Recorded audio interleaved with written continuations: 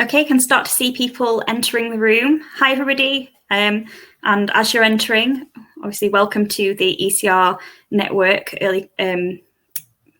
event for before OR63. Just as you're entering, because I think quite a lot of people will be entering in the next couple of minutes, why don't you just tell us who you are, introducing yourself in the chat, tell us which university you're either working at or studying at the moment, and kind of what career stage you are, so we can start to get to know each other. This event is slightly different to other events we've done in the past because we're going to actually do some networking at the end, so you will actually get an opportunity to get to know people a bit more. But just for now, just let us know who you are so we can tell people, tell who's here. Just to get to know me a little bit, so I'm Lucy Morgan and I'm going to be hosting today's event. I'm currently an AI and optimization research specialist at BT and a visiting lecturer at Lancaster University. And I'm also on the OR Society research panel at the moment. So really glad that you can all join us today, and we'll be getting started in maybe a minute. So just keep telling us who you are and I'll see who's joined us so far. So.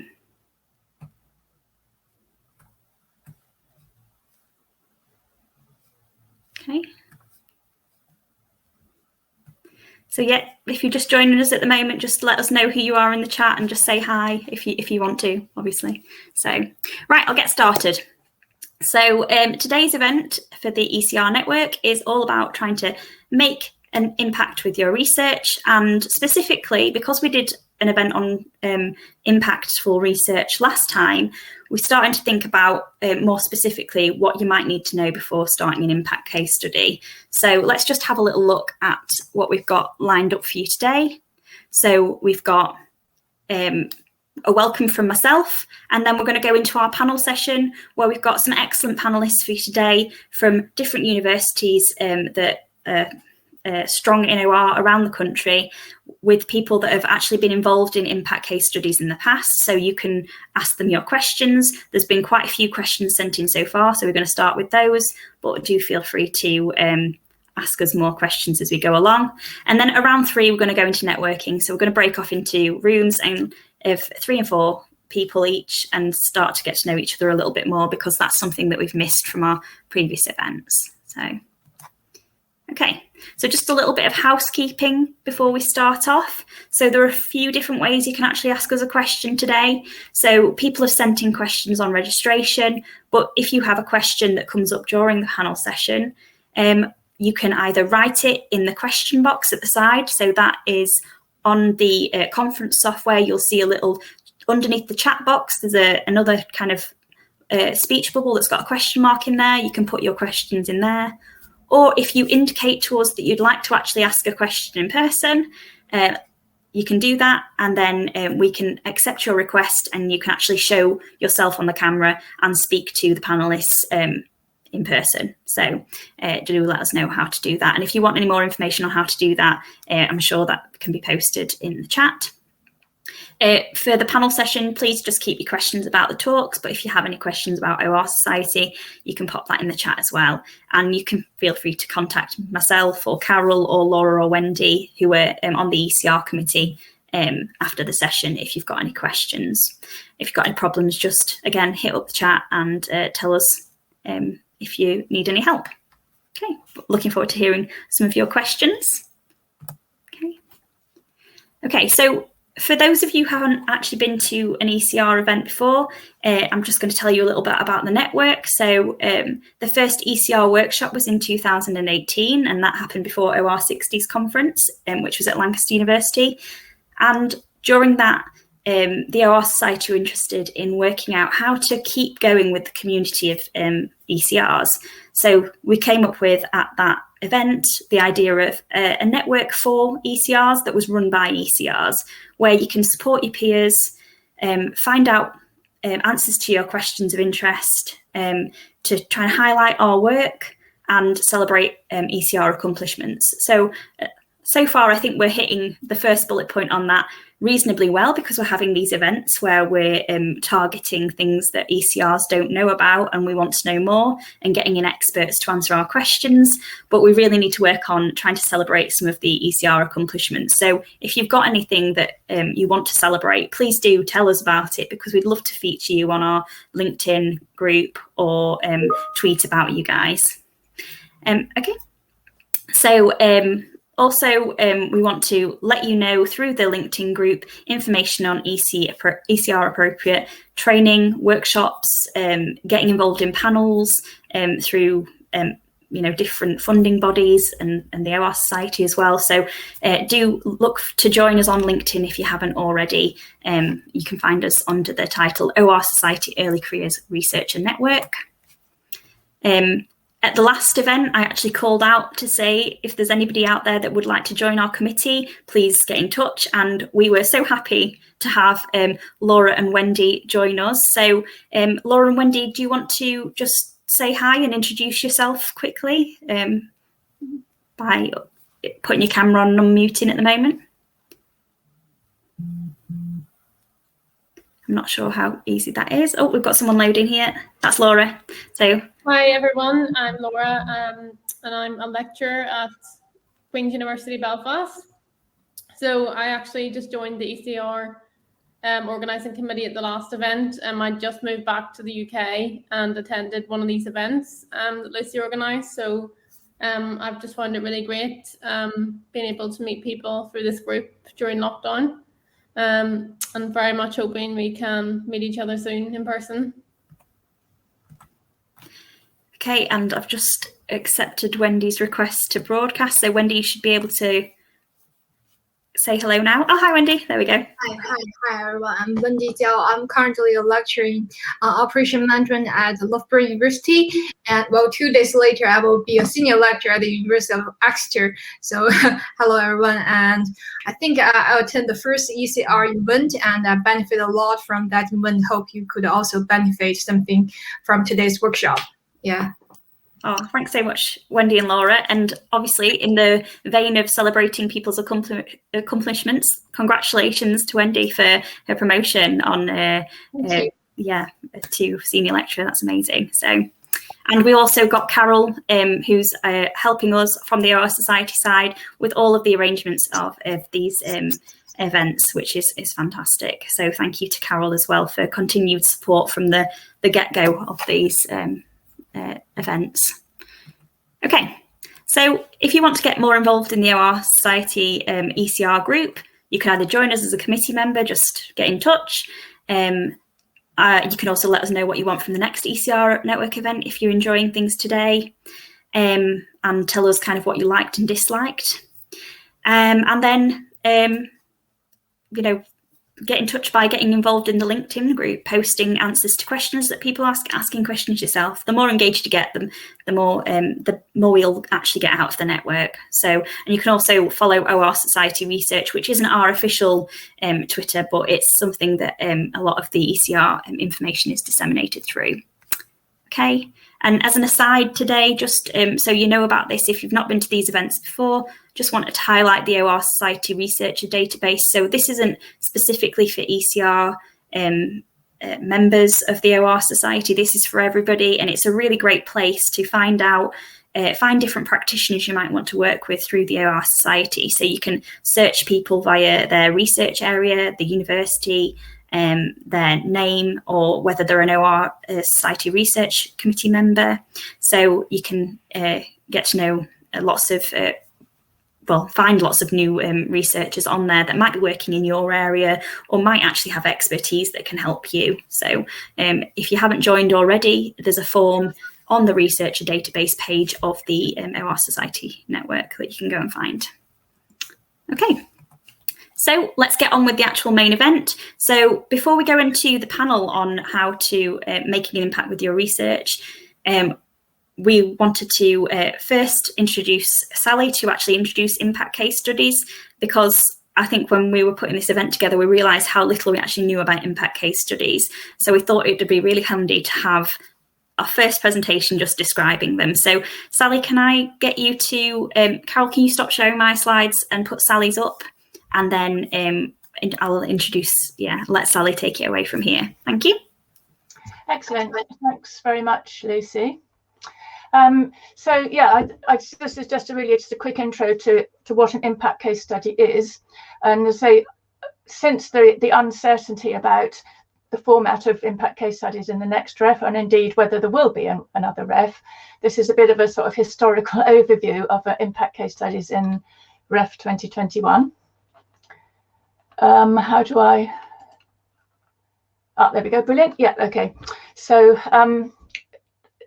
for people who want a really good introduction to research impact in general, I strongly recommend this book by Mark Reed, who has essentially made a living out of impact. He now runs a small consultancy called Fast Track Impact and helps universities with their impact. But if you just go to his website, there's loads of information there, which, as I say, I strongly recommend.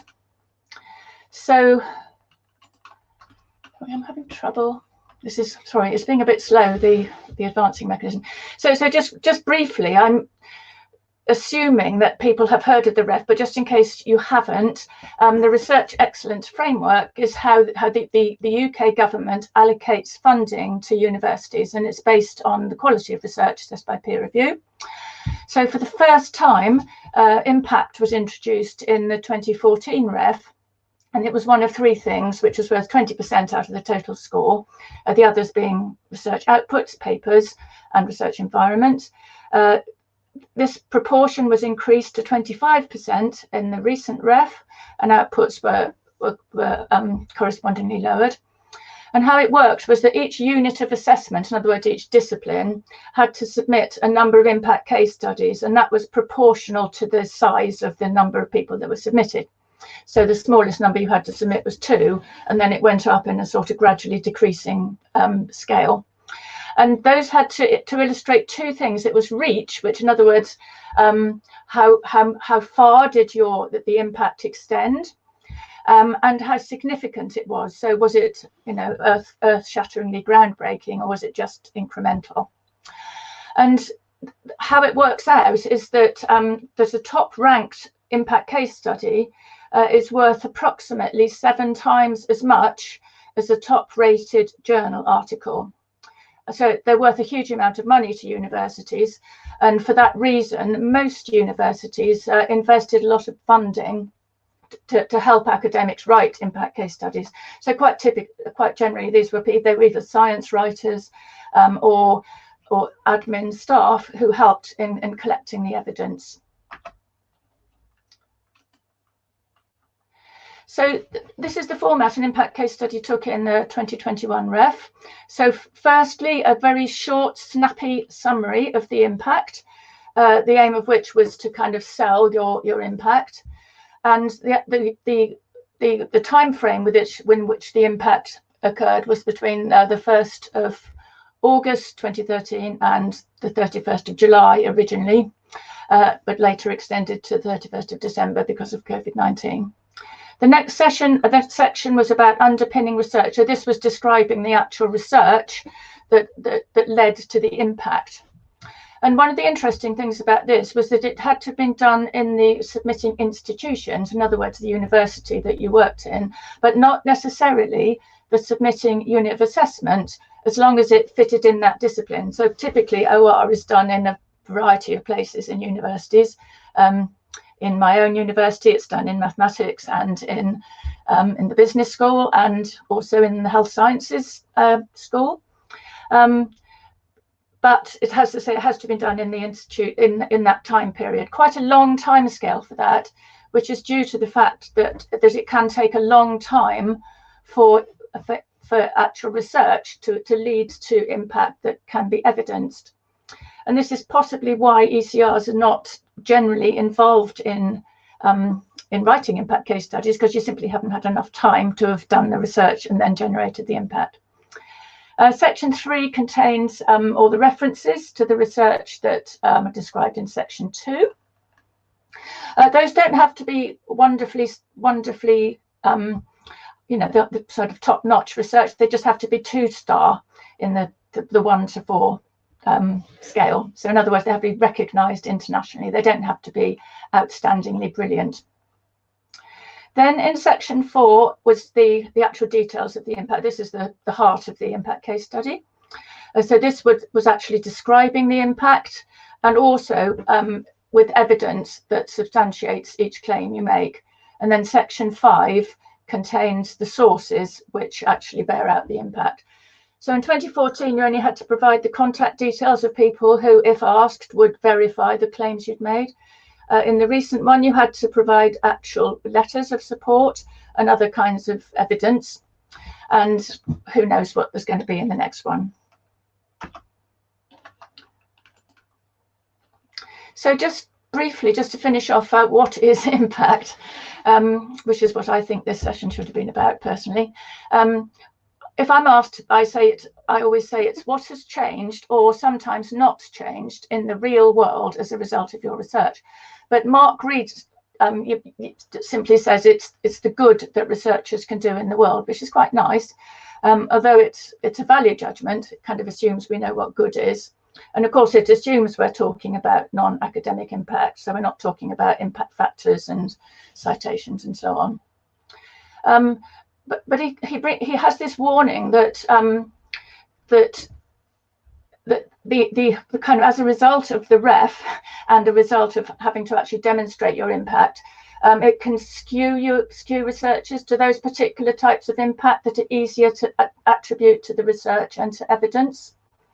So there are many different kinds of evidence. We don't have time to go into it, but there are about 16 or 17 different kinds of impact in his book, and some of them are easier to evidence than others.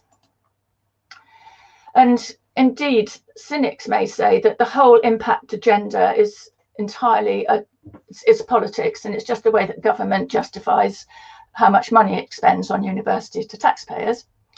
And Mark Reed is not as cynical as that, but he is concerned that this focus of impact and the huge amount of money that an impact case study is worth can skew researchers to undertake particular types of research, which is exactly the same approach that you see when people look at what the research councils have as priorities. People then angle their research to that, which leads one to question whether there is no longer a place for purely blue skies, curiosity-driven research. So my personal view is that it's the taxpayer that pays our salaries, nearly all. So I think we should at least think about how useful it is, even if that use may sometimes, and certainly in some disciplines like pure maths or physics, may well take 20 years to actually come to fruition. So my final thoughts are that I think even those who are cynical about impact, and I'm definitely not one of those, it's definitely here to stay. It is definitely something that's valued by institutions. So the questions about why would I want to be involved in one should be self-evident, because it's a way to make yourself valued as a member of staff. But I think from an ECR perspective, I would not worry about the ref. I would focus on doing high quality research. Think about the impact that it can have, of course, because you do need to start thinking about that early on, and we'll hear some, I'm sure. But if you do that, then that will naturally in due course lead to a high quality impact case study. So I think I would advise you to read Mark Reed's book, which encourages you to think outside the box. So in OR, we tend to think of impact as being financial, impact as being of a specific type, because that's natural for our discipline. It's the same in other disciplines. There are certain types of impact that people naturally think of, but there are many other kinds of impact that we can all have regardless of our discipline. So planning ahead, thinking about the sort of impact your research might have and what you might need to measure. And I think that's where, as an ECR, it's a good time to start thinking about it. So thanks, Lucy. That was all I wanted to say. Thank you so much, Sally. That was great. That was very, very interesting. I think actually it has already answered a few of the questions that we had that came through our registration. So Fabulous. So the next thing what we're going to do is actually just introduce the rest of our panelists. So we've got 4 panelists today, and Sally was one of them, and she's been involved in lots of different impact case studies. So we'll now just introduce Robert. Do you want to tell us about one of your impact case studies, Robert? Sure. Hopefully you can see me and hear me. Hello, everybody. Certainly OR, as Sally hinted, has it easy in a way with impact case studies because the whole discipline was set up to have impact, broadly defined. When I joined Lancaster, I set up the forecasting centre, and this centre has existed for the 30 years I've been in Lancaster, led by me, and John Boyland is taking over shortly. We've had quite a lot of colleagues, some of whom are professors elsewhere now. It was set up to essentially engage with practice and research new developments helpful to practice. So it was set up 30 years ago to be impactful. And we have stuck essentially to that agenda of improving forecasting practice. The last ref, we put a submission in. We got, as far as we can judge, a 4-star, the highest rating, although I think that was unofficial rather than an official seal of approval. So we've got a long history of working with organizations, both public and private, to improve forecasting. Now, what does improve forecasting mean? Well, I'll come to that.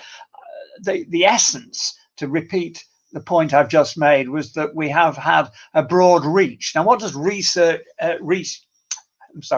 reach mean in this context? Well, like many of the core OR departments, we've had lots of master's students and somewhat over 100 projects within the scope of the ref have been concerned with forecasting, health services, BT, and so on. So we've developed those master's projects with a view of imposing is the wrong word, of introducing the organizations to our ideas in forecasting. Our ideas in forecasting are pretty novel ones, essentially, are holistic in the sense that forecasting is a process. It's not just a question of developing a mathematical model which produces more accurate forecasts. So we've held workshops with joint development activities. We did an exciting joint development with B-Sky-B, which involved training, new models, improving their databases, and so on. So major innovations in how we've reached organizations. That has continued throughout the period. What's been most relevant, new in our latest ref activity is software development.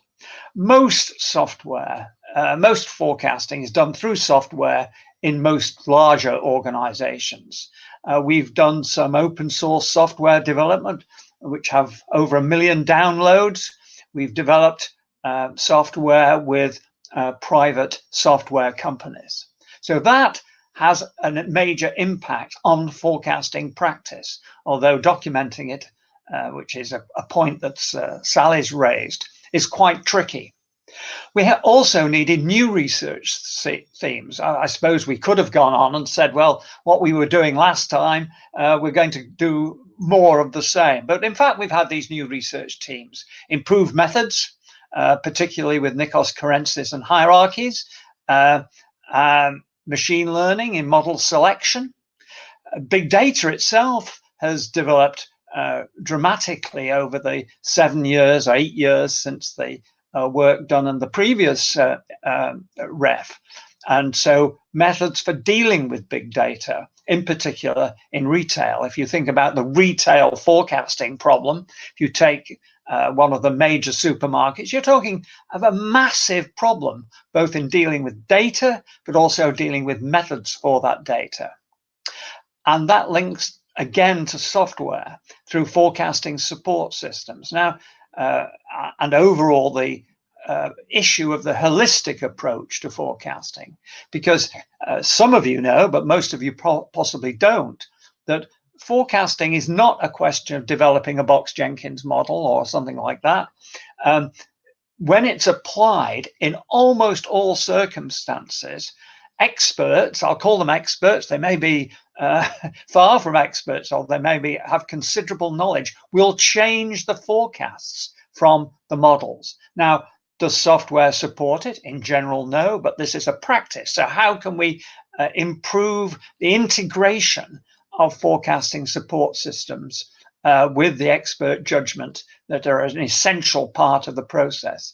So these have been the key components of this current impact case study.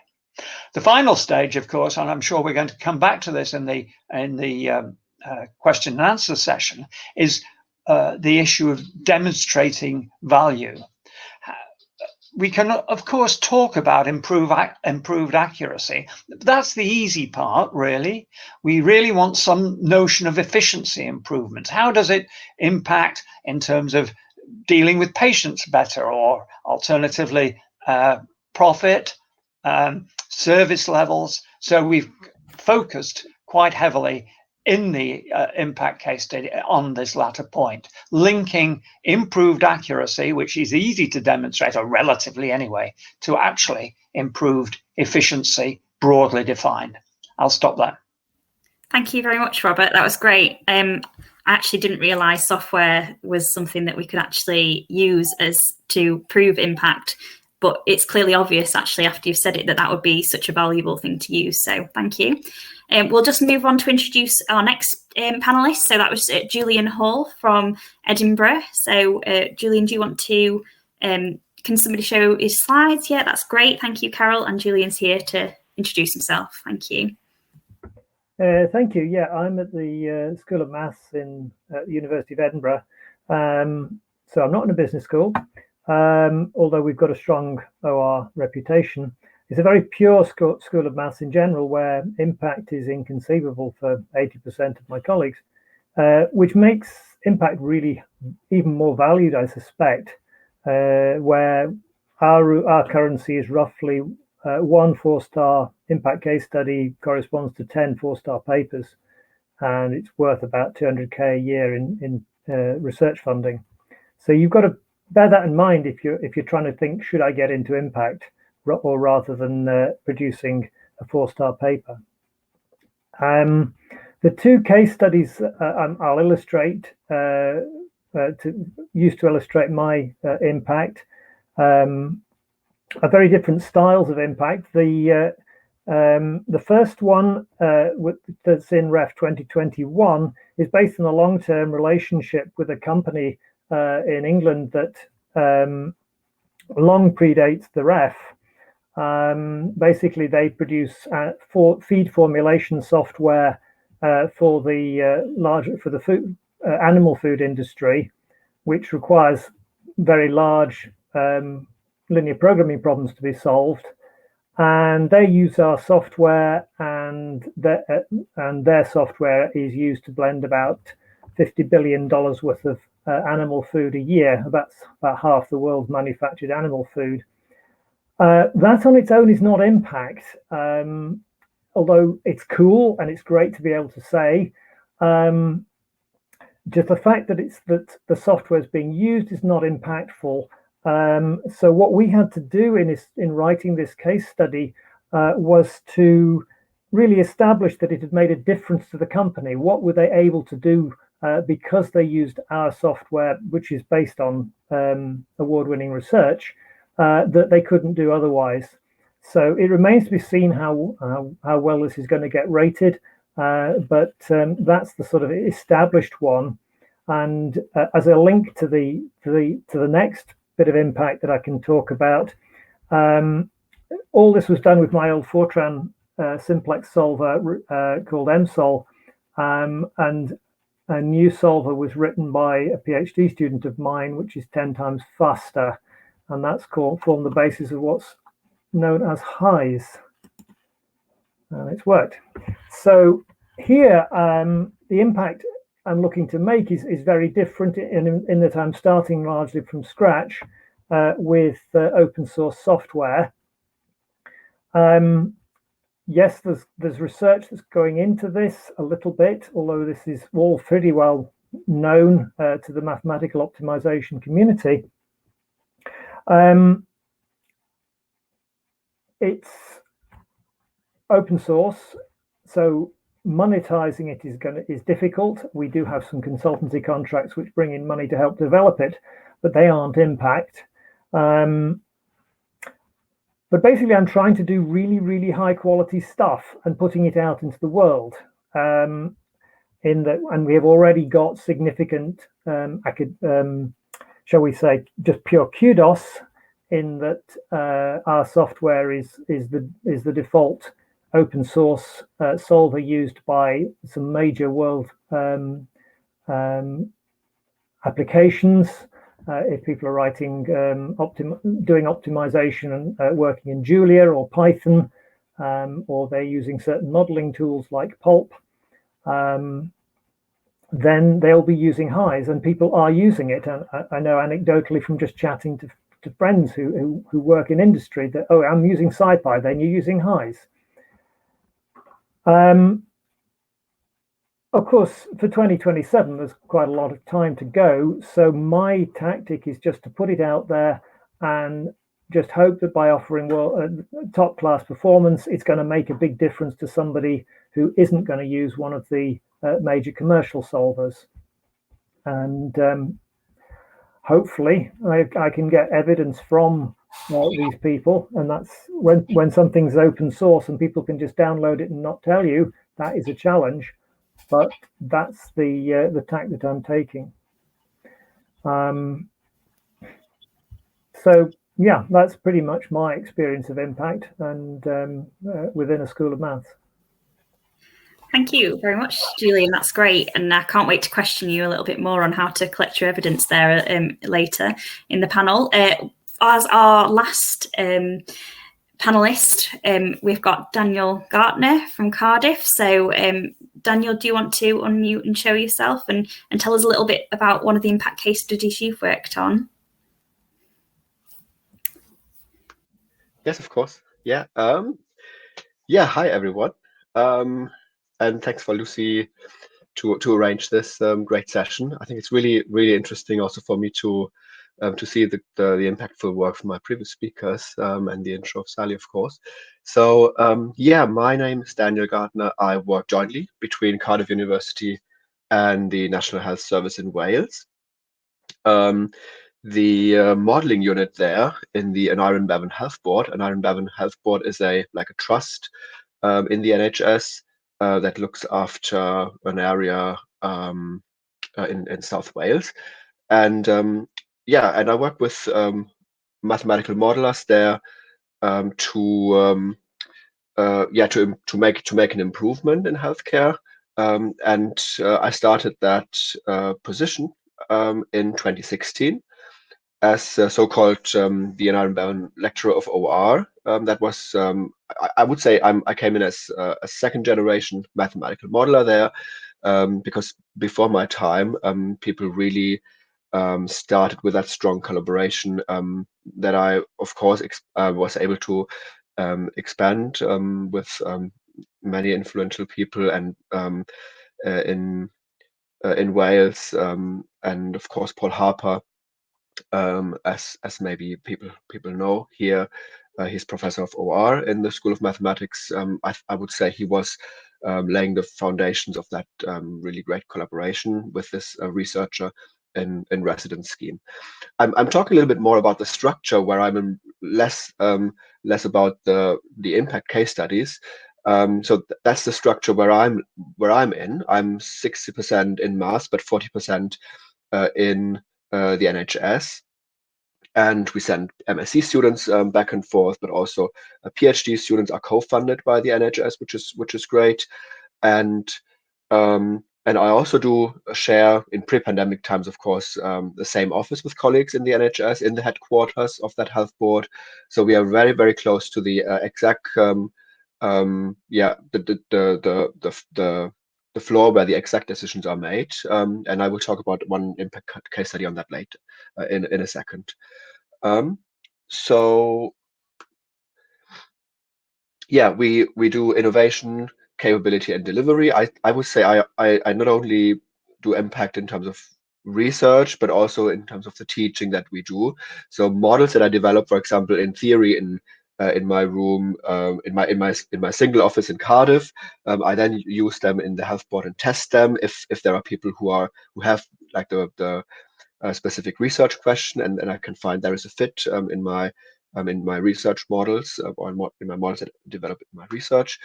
And what we do there in the modeling unit is we have analytics capability, mathematical modeling, and operational research, and we use this mix when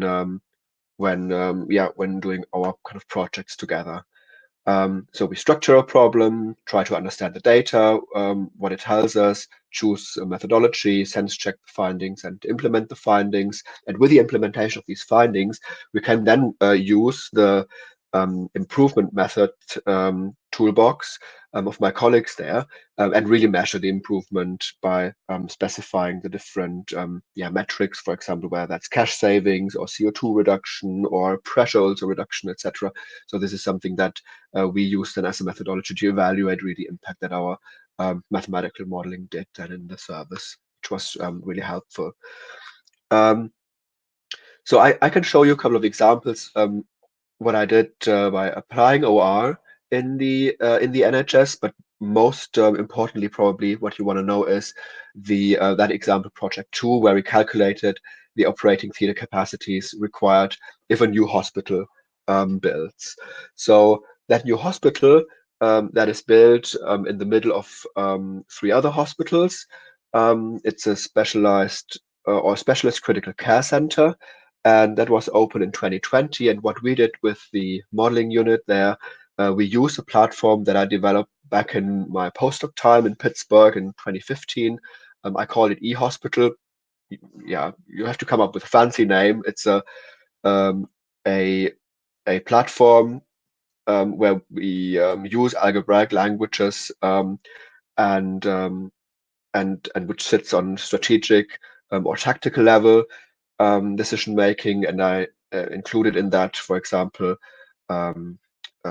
master surgical scheduling problems or patient scheduling problems, but also I used or I implemented there like CPLEX models in terms of how to determine the optimal case mix for hospitals. So I used that platform. I started with that platform, and I extended that because multiple hospitals were involved. So the question was basically in that project, what should the theater capacity look like for each of these individual hospitals? For example, if that new hospital opens, how would that theater capacity move from one hospital into the center, and what happens actually in terms of the bed planning as well. So this was just one pillar of that impact case study that I had. So the 2 other pillars were endoscopy planning, so planning of endoscopy devices, and pressure ulcer reduction. So endoscopy planning, that was something that I also started back in the days in Munich, and I still kept in touch with the anesthetists in a university hospital there. So what they wanted to know from me was, Daniel, we have so many disposable endoscopes. So they just pull out endoscopes from their cabinets, use them and dispose them. So these were single-use endoscopes, bronchoscopes actually, that you look into the lung and you pull tissue out of your lung, and then as a patient you would then know whether you have a like a lung cancer, for example. But they want to know, can we make that process a little bit better by changing these disposable devices to reusable device? And I created them a decision support tool using mathematical modeling to tell them, okay, when does it make sense to use these reusable devices? How high can the reprocessing costs be, etc., and when to send them in for maintenance So this is a kind of a tool that we worked on, and also we had an improvement collaborative with the different hospitals where we reduced, or where we could demonstrate pressure ulcer reduction by just making sure that people are staffed better in the different hospitals. So this was another pillar of that large impact case study. Yeah, just two, 3 other words on the program that we run there. We have a modeling academy where we also are currently making some impact, which could then lead to the next ref. And then there are also people that have kind of written some testimonials and praise our work and the collaboration, of course. But this would never have happened without people before my time, actually. Paul Harper, for example, Vincent Knight, Jenny Morgan, Isabella Spenne, Sohail Davari, Tracy England, of course, many people who worked before my time and just and built the pillars of that collaboration, and I continued on that and brought more people to it, which is really great. Thank you very much, Daniel. Okay, so at this point, we're going to stop sharing the slides, and I'm going to invite all of our panelists to actually unmute and show themselves on the screen. So if you want to, show yourself, everyone. I think what I've taken so far away from just your introductions is how many people are involved in impact case studies. I think often as a researcher, you're working on your own, or you feel like you're working on your own quite a lot. And especially from what Daniel's just said before here, and what Robert was saying about how many people are involved in the centres and these developing these, it doesn't seem like it would actually be that lonely, and actually quite interesting collaborative, which is great. So okay, so we'll go into our main panel session. I'm going to start off with some of the questions that were sent in to us before during the registration. But if you've got any more questions, guys, please do send them in through the question and facility, and I'll try and ask them. Okay, so the first question that I'm going to actually ask is going to come to Sally first. So Sally, when you were doing your introduction impact case studies, you kind of described how beneficial it would be for us as ECRs and for the universities to do actual impact case studies. How do you think you can, what are the benefits for the company, and how can you convince them that it's beneficial to them so that they really want to get involved? Okay, thanks, Lucy. I mean, I'd just first like to start by saying, a lot of the questions assume that impact came through companies, and I mean, certainly Daniel's didn't, and my own didn't. So I think impact is much broader than just doing a bit of consultancy for a company. And I think, as Robert said, it's in OR, it ought to be easy for us because our research is about solving real world problems, and we do work with companies, but we work with all sorts of organisations. So I mean, I could just kind of say again, it's about thinking broadly about who can be impacted, who can be affected in any way by your research, and that is not necessarily a company. I mean, I think in terms of the benefits to you as a researcher, kudos, value. I mean, I think one of the issues is that at the moment, impact case studies are not really valued other than in your own institution. I mean, people do put them on their CV, and I think it will increasingly become normal, but typically people tend to think more about citations and journal articles than the impact case studies they've done, particularly internationally. I think it's perhaps less of a big deal than having lots of grants and lots of research papers. But I mean, I do think this will change, and we've seen sort of early signs of it changing a bit, that they are recognised as things that make you a valued member of staff and help in promotions and appraisals and all the rest of it. But fundamentally, I mean, I come back fundamentally as to why we do it, why is impact important, because it's fun and it's exciting, and it's absolutely amazing to think that people are actually doing. I mean, think about the work that Daniel was talking about, that you've actually made. This is what we all want to do. Why we go into academia, isn't it? Is we want to make a difference. We want to actually see our research being used in practice. So I mean, I think it is. I'm not saying there isn't a place for blue skies research that may or may not have impact 20 years down the road.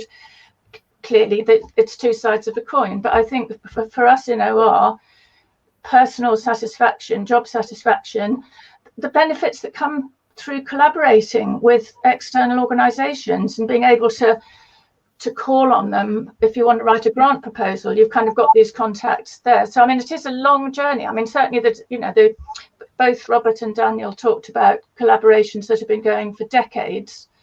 And I think as an ECR, that can seem a bit daunting. I'm not going to be involved in anything like that for another 20 years. But I mean, that's not the case. And it's how you start to build these relationships. You never quite know where they're going, but it will potentially pay off in future. So I think, there are so many reasons why everybody should want to get involved in impact. I actually think that when Daniel said before there that he'd used something from when he'd done his postdoc, like that came up to actually be really useful in a different project. You don't know what things are going to carry through. So that's really a good point. So does anyone else on the panel want to add to that? Perhaps predictably, I would. I think, Sally, I would see your view as very much the positive side. There is a strong negative side, which is essentially, at least particularly with companies, perhaps rather better than the health service, people come and go in companies. I mean, my relationship, Lucy, with BT was strong for many years. I have about 100 projects with BT.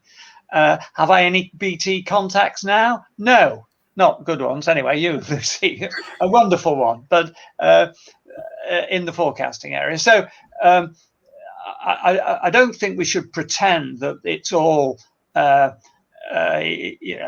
stimulating positive progress. On the more positive side, I think Lancaster and probably other universities are finally recognizing engagement more generally. Impact is part. I tend to see that as part of engagement, as part of the promotion, and a strong case in promotional terms, almost a necessary case. It's also somewhat necessary, certainly superficially, in terms of EPSRC grant proposals as well.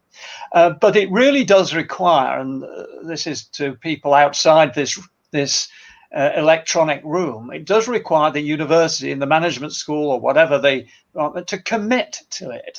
I mean, crucially, the forecasting centre has had its ups and downs, and it's been hard work until we have a dean who actually recognises the value. Not all deans are perfect on this dimension, I have to say. You can ask me privately what I mean by that.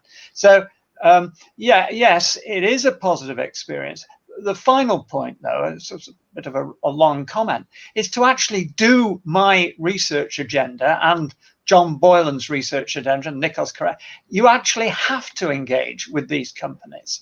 It's not possible to do this work without engagement. One of the most famous Lancaster forecasters, Gwilym Jenkins, his work was always with companies. Peter Checkland's work was always with companies. And any move away in OR and management science to away from engagement, I think is extremely damaging and inappropriate. So the positive benefits are corporate, but they're also the route to your research as well. Okay, thank you very much for that, Robert. That was really good. I think, does anyone else want to comment just before we quickly move on to a kind of related question? Yeah. Okay, so I'll ask my next question to Julian actually. So because I think what you described as your impact case studies actually seemed to be quite theoretical work that you were trying to also use with a company. So how do you balance actually creating impact case studies and doing things that you can write up into theoretical papers? Do you have anything to say on that? Well, the short answer is that the area I work in, there's very little scope for new theoretical work. And so I largely focus on developing code and doing consultancy. So I'm quite an extreme point in that sense. I mean, I've published, 15 papers in 30 years, but 4 have won prizes. Yeah, it's kind of suited me to take that route, but it's a risky one for an early career researcher to stack everything on consultancy and impact. Yeah, there definitely seems to be a lot of pressure as an early career researcher to get out your first few very high impact or 4-star journal papers, and does seem to be very little time to add into that, thinking about even the contemplating joining or starting an impact case study. So yeah, I think that balance.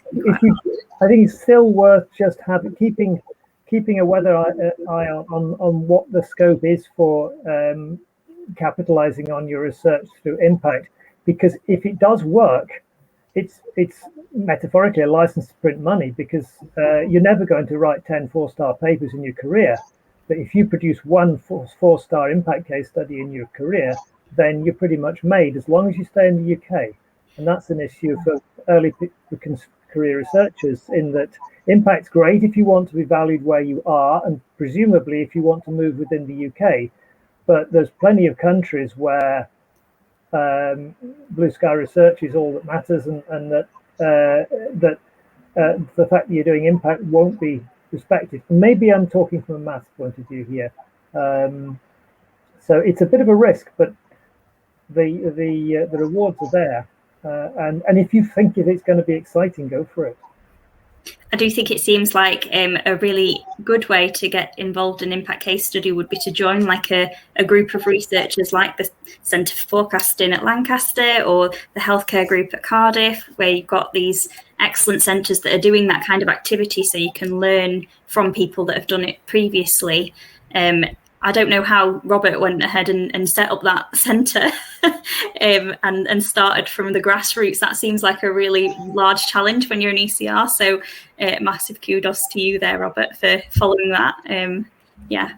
Okay, so I'm going to change. I wasn't an ECR when I joined Lancaster. Oh, well, there we go. So we're going to change tack a little bit now, because we've just been talking about motivation of impact case studies, but a lot of people that wrote in were wondering kind of what they need to know before they start an impact case study. There's a lot of misinformation, I guess, about it. So, I think the first question I'll go on to is, we'll go to Daniel. What is one thing you wish you'd known before you actually started an impact case study? Oh yes, that's a great question. Paul Harper. I know he asked me, oh Daniel, you do so much impactful work. Here's a template, just fill in your words, and then I struggled really. I felt 2 weeks. It was really painful to write down what is actually needed. And then I had this really cool session with him and Joe Emery in our department. She's a liaison in terms of industry partners. And then we just we were sitting there. I believe it was half an hour, and then putting things together into that template. And it was so clear. What is actually what they require, what they want to see, and what is more impactful and what is less impactful. So I wish I had known before, what makes an impact case study in terms of the topic, the measures in terms of do they really want to see more like cash savings or CO2 reduction or something, and then I could demonstrate the breadth of these things. Also the quality of care improvement in these pressure also reductions. But also how to write in terms of lay terms. I almost wanted to write it more formal and mathematical, but they didn't want that. But I also learned that evidencing publications that underpin that impact is important, and good quality or high quality implication, of course, publications for that.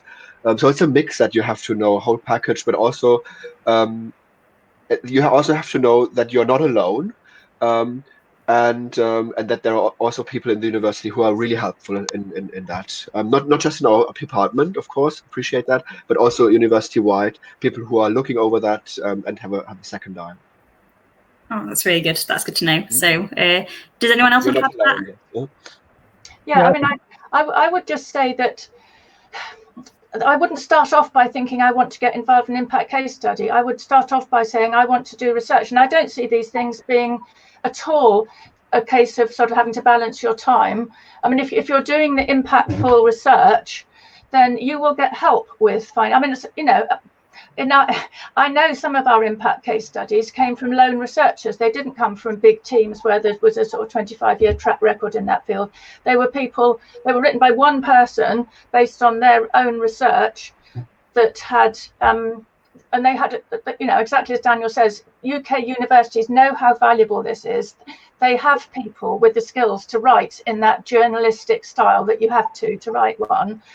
Academics are rubbish at it. I mean, senior professors are equally, as if not more, rubbish at it than early career researchers. It's just not the way that we're brought up to write.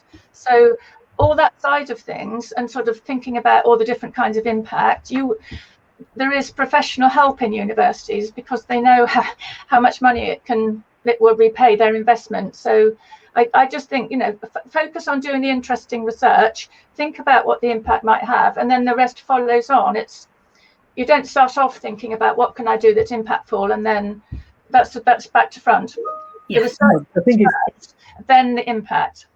I think it's good to know what might be impactful and what isn't, because somebody can do something which they feel is really important and being used by lots of people, but when it comes down to it, the people who put impact case studies together, and you're quite correct that university, you don't have to worry about writing it yourself because the value is there for it to be done for you largely.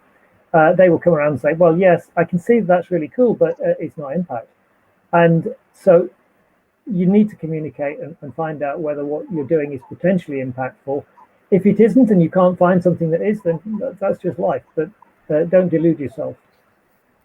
Okay, that's actually, yeah, I think that those kind of hard conversations have to take place. That's quite a good point there, Julian. Thank you. Okay, I think a related point to actually like what you need to know before you actually start your impact case study is how to develop a relationship with, maybe it's not a company, maybe it's a private organization or a healthcare body. How do you actually evolve those relationships with a company to even start considering thinking about impact and then impact case study? I mean, Robert, do you want to take that question? Well, I'll try to. I don't know how general this is. And in a way, the answer is what you've already said, that you need to focus on your research agenda and what organizations would be interested in your research agenda. If no organizations would be interested, well, you probably should find another research agenda.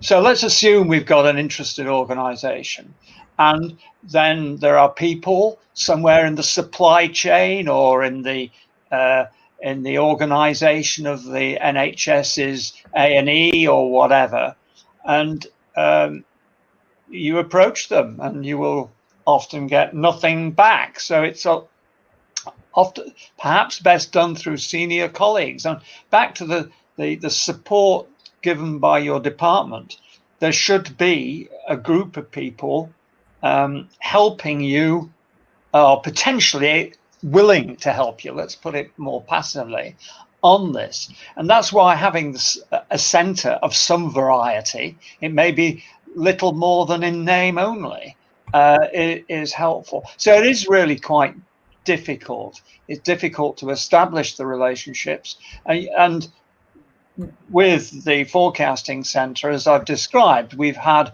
a set of ongoing activities. The master's projects actually are a good route forward if you do master's projects in organisations, although I know a number of universities are stepping back from this because they're viewed as expensive, although the conflict with engagement seems just too obvious to point out. So there are issues there. That is a route forward through the master's projects. We've, through the Forecasting Centre, been giving a set of workshops, free workshops for a number of years, which we advertise as best we're able to. So, you know, central support on setting up workshops, a bit of money to set up workshops on all the topics that recognized in the participants this room is a route forward, because you then get contacts and you can make your presentation of why your work's interesting and relevant. So a whole variety of ways, but these really do require institutional support. I think, Sally, you may like to comment, because you represent institutional support in this particular group. Yes, I mean, absolutely. I think there is now getting on for a decade's worth of expertise in universities about what impact is, people whose job it is. I mean, certainly in my own faculty here, we employed 2 members of staff to support. Their job title was Ref Impact Officer, and so their job they were obliged to know the kind of regulations and criteria and guidance for what impact was in 7 units of assessment, and help to write them. They weren't academics, they were people from practice. And I think this is where OR is really well set up, because typically we have people whose role it is to act as kind of liaison with companies. We have the OR Society, which is it's probably unique amongst academic conferences, where you have equal numbers of practitioners and academics. So I think, in a way, we're extremely fortunate that we have these mechanisms. So even if you're not based in a department that's got a 40-year-old MSc and a long track record of engagement with companies, that you've still got the resources of the OR Society to help. And the website that Lucy mentioned, sort of directory of expertise, again, is a way to market yourself. So I think that there are ways, and there are ways that even people based in a small department without a huge amount of administrative support can still kind of start to make those contacts. And it's exactly as you say, Robert. I mean, in the NHS, people change jobs every 6 months. I mean, I always joke that NHS chief executives change posts as frequently as Premier League managers, and probably for the same reason, or similar reasons. So I think it is really, really frustrating, and it is, when you sort of work on contacts, which is where I think it does take time to kind of build up this network of contacts, and is something that that's not going to change. I think all organisations are going to have turnover pretty quickly. I feel like that's a nice veiled advertisement for coming to OR63, where you can meet practitioners and academics at the same time. So anything like that, like the workshops Robert mentioned, that bring people together from both sides, and seems very valuable. So as ECRs, definitely we should be trying to go to events like that, not just thinking about where's the next conference presentation I can give at this very niche conference. So okay, that's great. So I think the last question I'll ask in this area is just about on the slightly negative side, what happens if you're working with a company and things aren't turning out the way that you planned for them to go, and you don't have those key performance indicators coming, up rosy like you wanted. How do you, if you plan to write an impact case study, turn that around, or who do you report it to? Daniel, do you want to come in on that first? Has that ever happened to you? I hope not. Oh yeah, I mean, we have in the modeling unit many projects that things we were asked to model. Oh Daniel, I believe I had in my time so far maybe 3 or 4 projects around A&E modeling or medical assessment unit modeling, but nothing turned into an impact case study, or nothing really made a huge difference, which is very unfortunate because of all the time spent. But the resources are so scarce there that you can't. The only thing is to swap resources around. You couldn't really, and people didn't really have the huge understanding of simulation modeling, for example. So it was very good for people so that they could understand their flow and maybe make small changes, etc. But it's so complex, an A&E department, that you couldn't really measure that change. But I think for me, I would say it was a way to engage. It was a way to see people, to work with people. It enhanced the network, of course. Invite people to go into our modeling academy and that they can do their own projects, for example. I see these benefits on that kind of positive side. I mean, not everything has to go into an impact case study, but as I said in the beginning, when we met first time with Paul Harper and Joe Emery, looking what I can put into my case study, we only took maybe out 40% or 30% of the work, the really impactful work that we could measure, where we could get letters of support, etc. Others I would say that is learning experience or network enhancement, etc. Other metrics that are checkmarked, but probably not that measurable in terms of going into an impact case study. Okay. Oh, that's actually a really positive way to take it, something that's probably quite hard. So that's great. Cool. Okay, so the last thing that we're going to talk about in the panel, I know we've gone over our time and we're cutting into our network time a little bit, so we'll try and round up in the next 10 minutes. But probably the meatiest bit of the impact case study and the thing that I would worry about the most is actually collecting evidence. And one of the questions that we got asked in the registration was, how strict is the threshold for actually evidence of impact? So Julian, do you want to say a few words on that? Yeah, I think it's very important when you're starting off, you mention with an outside organization, you mention from the start that you may want to collect evidence to corroborate an impact case study. And there are some companies who, even if you explain to them that, well, it's all covered by confidentiality and it won't be seen by anybody and all that, who will simply not want to know. I mean, I've had impact on Google, and Google has such obsessive confidentiality. I kind of know from the outset that I was never going to get anything out of them. So that's important.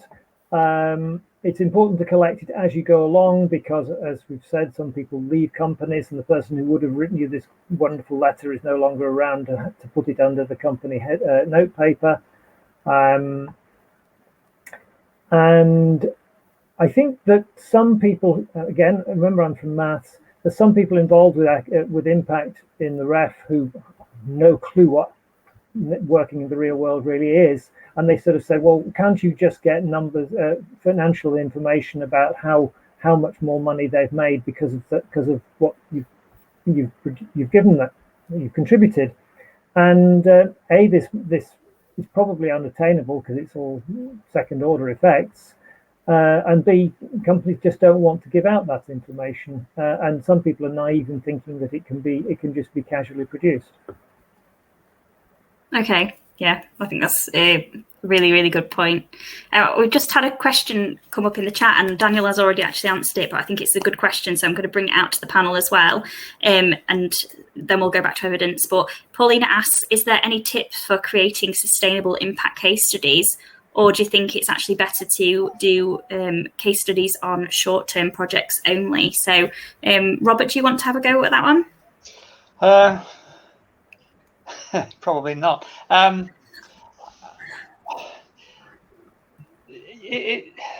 The case studies, the evidence, for me, has accumulated with organisations over the years. There's one exception with Sven Kroner, who's had a long-standing relationship with a major multinational company, where there's been, 15 years of work essentially on similar aspects of the same, but it's extremely unusual in my experience. The savings there have been in the millions, which is the dimensions that we're talking about. The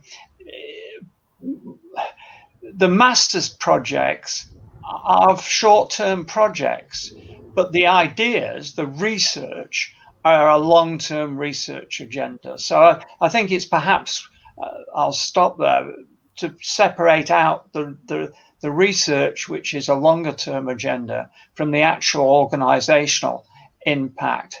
I must say, particularly to you, Lucy, that the extreme difficulties of relating long-term to organisation. As I said, I had a very good relationship with a particular guy in BT who just generated projects, all sorts of opportunities, great stuff. There's PhD sponsored and so on. And then what did he do to get out of the responsibility? He died, and the unit was closed down as well. So, you can't really operate on the assumption of continuity. Those were two extreme in combination. Long-term research, shorter-term impact, hopefully cumulatively, like the work for Beiersdorf, in fact.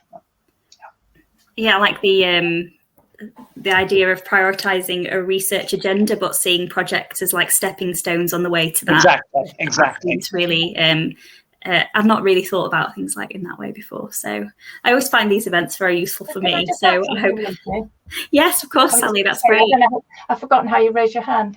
I just like one thing we didn't mention was what they had this year was continuation case studies, and my own was that. So it was actually continuing impact from an impact case study that was submitted to the 2014 ref, and the underpinning research was done in I can't remember, but it was like 2007 to 10. So impact can carry on, and it doesn't just have to be with the same organisation.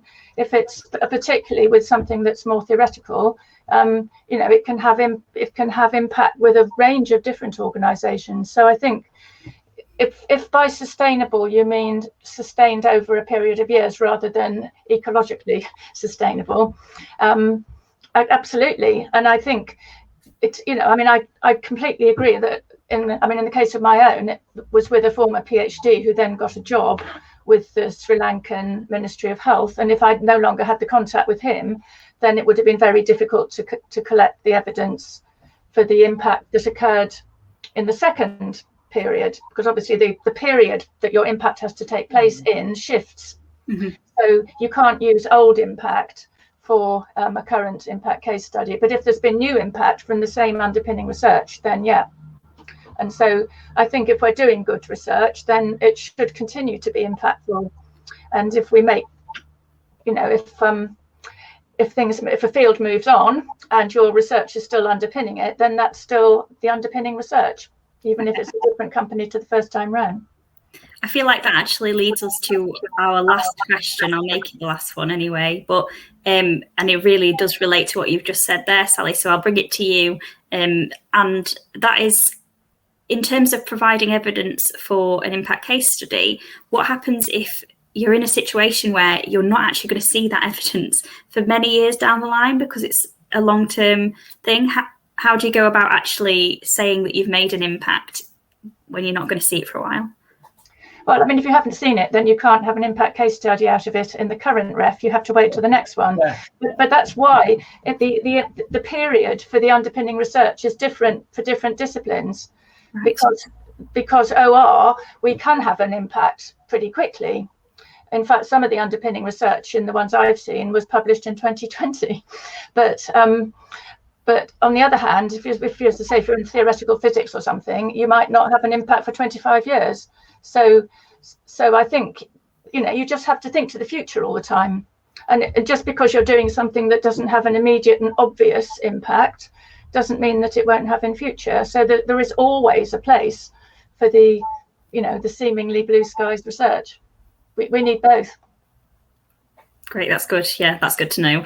Yeah. Okay, so I think because we'll end our panel session there, I'm just going to let each of our panelists have like a last word on, maybe just a last piece of advice to our audience on either impact or impact case studies. So Sally, do you want to start off because you're already unmuted? Okay, thanks. I would repeat my message. Don't worry about the ref. What is useful, you can look at impact case studies online from the last ref and presumably shortly from this one.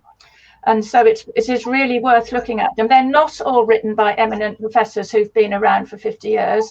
A lot of them are written by relatively junior people who just happen to have done something impactful. So, everybody can contribute.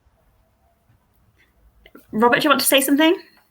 Well, I think echoing what has already come out of the discussion, you need a long-term research perspective and invest somewhat in research, in impact, but nevertheless you will need databases, all sorts of things as part of the research agenda, and as you get those contacts, that should, and I think will, for most, lead to a successful impact. And as I think you said, Sally, it is stimulating, but it's also necessary. This is what we're supposed to be doing, actually. Yeah, I completely agree. Daniel, do you want to say last few words? Yeah, I think one thing that I can recommend is always to work with improvement people together, because they know the methodology, and then they have the instruments to show improvement on different metrics, and whether whether we have a shift, for example, like as we teach in operations management, for example. But also as an ECR, I could say it's not time wasted. It's just something that adds on your agenda, of course, but it's another piece of a puzzle, and you can kill several birds with great papers, but also think about how you can use the methodology that you use in for example, teaching MSc students your method, that they can spread the word, etc. So yeah, see it as a gift. I've never heard kill several birds with great papers before. I'm going to use that. Julian, do you want to say a last few words? I can't really follow that. Yeah, network, get yourself contacts who might be possibly, particularly if you're an early career researcher, people you know, could get contacts within companies, and if possible, get involved with bigger groups where you can contribute to some other impactful activity as you learn the game, rather than just trying to do it all on your own, because it's a highly tuned thing, ultimately. That's great.